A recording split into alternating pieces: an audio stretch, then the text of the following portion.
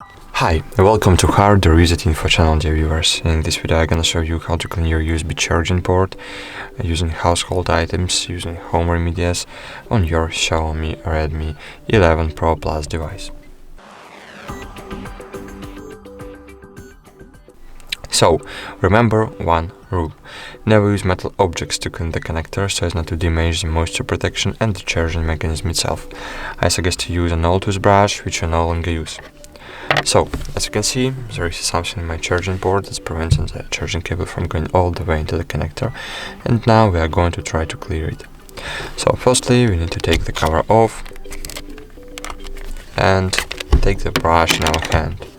Then just insert the brush into your charging port and gently pry out the dirt. So, as you can see,